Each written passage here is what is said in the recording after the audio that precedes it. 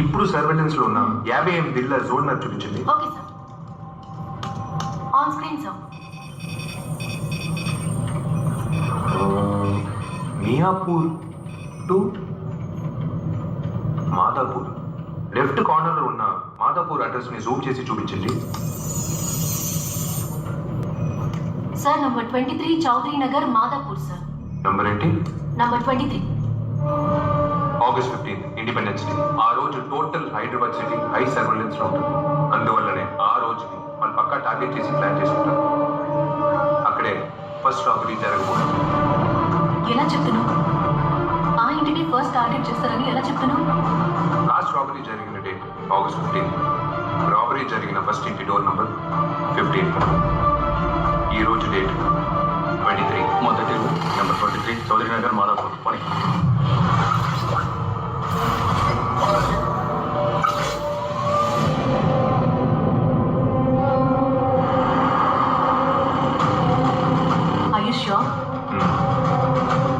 Kothapeta B N Reddy Nagar అంటే పైనుంచి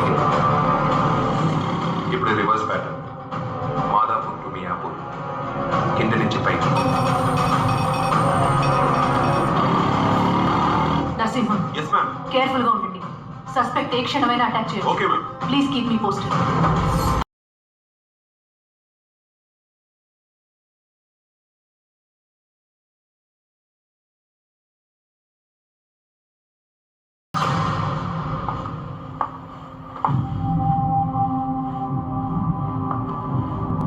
కోకిలమ్మ రాలేదా ఇవాళ? ఏటో తెల్దమ్మా. ఉదయాన్నే పోలీసులు వచ్చి ఏదో ఎంక్వైరీని తీసుకుపోయారు. డయల్ ఫర్ హెల్ప్ కి కోకిలమ్మని తీసుకెళ్లారు, ఓకే. కానీ ఈరోజు మళ్ళీ ఎందుకు?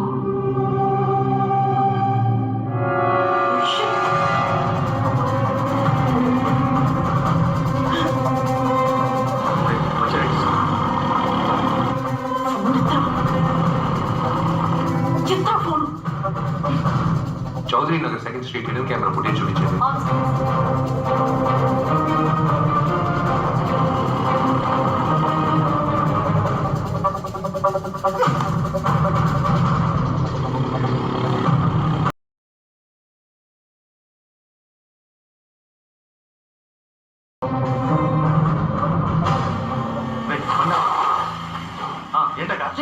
Plan cancel. అబ్స్కాండ్. ఇంకా ఒక ఇంటి కూడా వెళ్ళదుగా. పిచ్చోడు, చేతిలో ఉన్న గన్ను ఫేస్ మాస్క్ చెత్తబుట్లో పడేసి ఆ దొంగ బయటని పక్కన పెట్టేసి వెంటనే అక్కడి నుంచి వెళ్ళిపోండి. Immediate now. ఎందుకంటే ఇంత టెన్షన్ అవుతున్నావు? ఈ చుట్టుపక్కల ఎక్కడ పోలీసులు లేరే? పోలీసులు ఇంటి బయట కాదురా, ఇంట్లో ఉన్నాం. ముందు అక్కడి నుంచి వెళ్ళిపోండి, వెళ్ళిపోండి. ఏమైంది? Plan cancel. బడి వెనక్కి రా.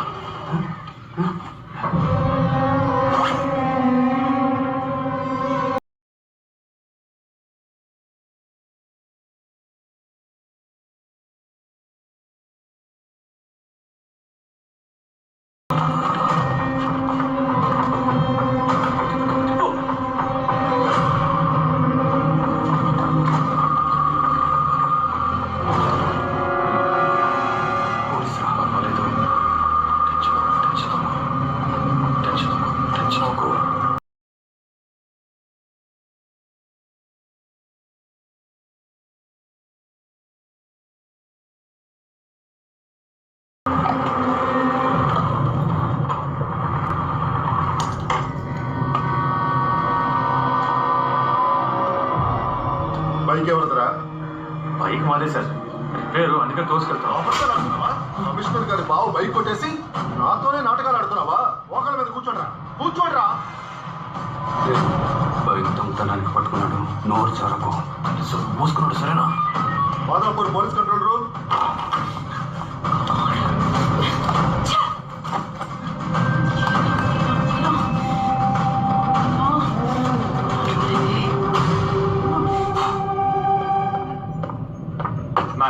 Yes, dial for help board members వచ్చారు మ్యామ్.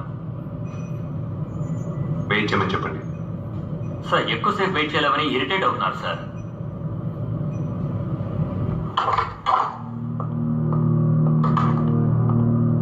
ఏంటి సార్ మీరు కొంచెం కూడా బాధ్యత లేకుండా మా టైం వేస్ట్ చేస్తున్నారు? ఇక్కడ ఉన్న వాళ్ళంతా పెద్ద మనుషులు సార్. మీరు వేస్ట్ చేసే ఒక్కో second we are losing money here. నా దృష్టిలో మీరందరూ క్రిమినల్స్. జరిగిన రాబరీకి మీరే కారణం. నష్టపోయిన వాళ్ళకి ఏ సమాధానం చెప్తారు? What is this non sense? ఏదో మా కంపెనీ పేరు ఇన్వాల్వ్ అయిందన్న కటసీతో వస్తే ఇంత రూడ్ గా బిహేవ్ చేస్తారా? ఈ కాలంలో డేటా లీకేజ్ సహజం అండి. సోషల్ నెట్వర్క్ సైట్ నుంచి ఫుడ్ డెలివరీ యాప్ వరకు అన్ని చోట్ల యూజర్స్ డేటా లీక్ అవుతుంది. కరెక్ట్. మ్యాట్రిమోనీ సైట్స్ లో మీ తాలూకు డీటెయిల్స్ ని మీరే అప్లోడ్ చేస్తున్నారు. అది మాత్రమేనా? పెళ్లికి కొనే తాళి దగ్గర నుంచి బిడ్డకి కొనే ఉయ్యాల వరకు, అంతెందుకు సార్, చావుకు కట్టే పాడే వరకు మీరు ఆన్లైన్ లోనే పర్చేస్ చేస్తున్నారు. ఇందులో రాని ఇన్ఫర్మేషన్ సార్ మేము లీక్ చేస్తున్నాం. ఎప్పుడైతే ఒకరు టచ్ స్క్రీన్ ఫోన్ కొనుక్కునే డిజిటల్ బోర్డు అడుగు పెడుతున్నాడో తరువాత నిమిషమే వాడు తలకు రాసుకునే షాంపూ నుంచి కాళ్లకు వేసుకునే చెప్పుల వరకు, అంతెందుకు వాడికి ఏది నచ్చుతుంది ఏది నచ్చదని కంప్లీట్ డేటా లీక్ అవ్వాలి. ఇదే ఈ రోజు డిజిటల్ వరల్డ్ ని శాసించే కార్పొరేట్ కంపెనీల నియమం. సార్, అంటే పోయిన వారం ఫ్యామిలీతో తిరుపతికి వెళదామని ఆన్లైన్ లో టికెట్స్ బుక్ చేసిన మరుక్షణం 75 మెసేజెస్ వచ్చాయి. అందుకు కారణం ఇదిగో ఈ కార్పొరేట్ క్రిమినల్స్ అంటారా? కంట్రీ బ్రూట్స్ బండోడ ఏంట్రా చూపు. అంటే జరిగిన రాబరీలో మీ కంపెనీ హ్యాండ్ కూడా ఉందని మీరే ఒప్పుకుంటున్నారు, అంతేగా? ముందు మీరు డయల్ ఫర్ హెల్ప్ అనే మీ కంపెనీ పేరు మార్చింది. ప్రజల సెన్సిటివ్ డేటా మెయింటైన్ చేసి మీకు దానికి తగ్గట్టు సెక్యూర్ చేయాలనే కాన్షియస్ లేదు. మొత్తం 50 ఇళ్ళు డబ్బు పోగొట్టుకున్న వాళ్ళు మొత్తుకుంటున్నారు. దానికి మేమేం చేయగలమని ఈజీగా అంటున్నారు. అయినా ఇంత మాట్లాడి మీరు మాలాంటి వాళ్ళు ఇచ్చే పర్సనల్ డేటాకి కంపెనీ రెస్పాన్సిబుల్ కాదని డిస్క్లైమర్ వేయగలరా? ధైర్యం ఉందా? సార్, మేము బిజినెస్ ఎలా చేయాలో మీరు చెప్పి నేర్చుకోవాల్సిన అవసరం లేదు. ఇన్ఫాక్ట్ మేము ఇంటర్నేషనల్ స్టాండర్డ్స్ మెయింటైన్ చేస్తున్నాం. గవర్నమెంట్ రూల్స్ ప్రకారం అన్ని నామ్స్ ని మేము ఫాలో చేస్తూనే ఉన్నాం సార్. ఓ అలాగే మేడం. కుమార్ సార్, ఇది మీ company last financial year annual report. ఇందులో సాఫ్ట్వేర్ సెక్యూరిటీ అప్డేట్ అని ఓ పెద్ద అమౌంట్ వేసి చూపించారు. మేము చెక్ చేసినంత వరకు మీ సర్వర్ ఫైర్వాల్ అంటే ఇన్ఫర్మేషన్ డేటాబేస్ 2015 నుంచి అప్గ్రేడ్ చేయలేదు. దీనికేమంటారు? సార్, అయితే వీళ్ళందరినీ జైల్లో పడేద్దామా? చట్టం అనేది పేదవాళ్ళకి మిడిల్ క్లాస్ వాళ్ళకే కుమార్. ఇలాంటి 10,000 కోట్లు కొట్టేసే వాళ్ళకి కాదు. మీకు సిగ్గుగా లేదు? ఈ విషయం బయటకు చెప్తే మీ కంపెనీ పరువు పోతుంది. మిమ్మల్ని తప్పులేదు. ఎప్పుడైతే ప్రజలు ఆన్లైన్ ఎంచుకోవడం మొదలు పెట్టారో అప్పుడే మీరు వాళ్ళని వెళ్ళడం మొదలు పెట్టారు. ఈ కేసుకి సంబంధించి ఎలాంటి డీటెయిల్స్ కావాల్సి వచ్చినా మీ ఫుల్ కోఆపరేషన్ కావాలి. Got it? Now get lost.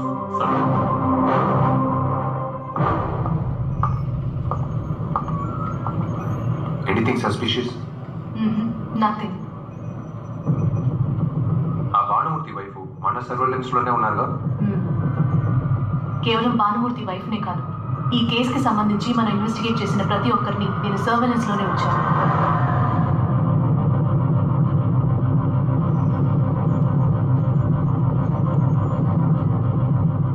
Something fishy.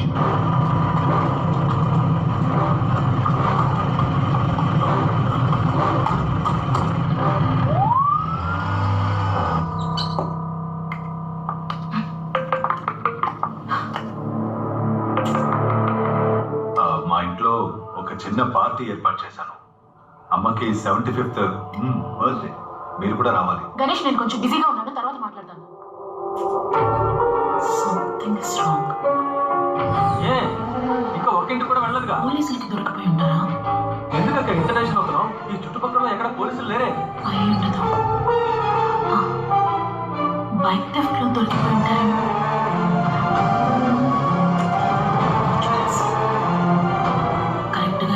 Bhanumurthy wife ని మళ్ళీ పోలీసు ఎంక్వైరీకి తీసుకెళ్లారంటే someone is watching me. నాకు ఇమీడియట్ గా ఆపుతే నానమ్మకి స్పృహ వచ్చింది.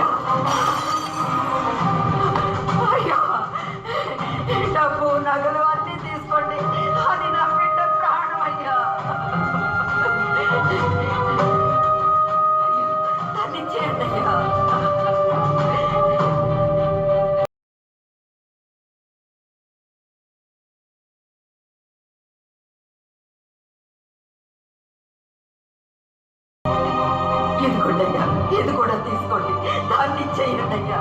నా బిడ్డకి ఈ దేశం ఇచ్చిన గౌరవం అయ్యా అది. అది ఇచ్చేయండి అయ్యా, అది ఇచ్చేయండి అయ్యా. ఇది తీసుకుని దాన్ని ఇచ్చేయండి, దాన్ని ఇచ్చేయండి అయ్యా, దాన్ని ఇచ్చేయండి.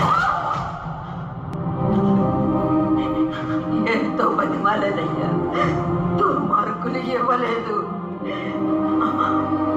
నగలు డబ్బు పోయినా పర్వాలేదయ్యా, అతనికి మీ నాన్నకి ప్రాణమయ్యా. దాన్ని వదలకయ్యా, మీ నాన్న కోసమైనా తీసుకురా. అది మా నాన్నకి తగ్గిన మర్యాద. వదిలిపెట్టను. ఇంకొక 48 గంటలు ఓపిక పట్టున్నాను.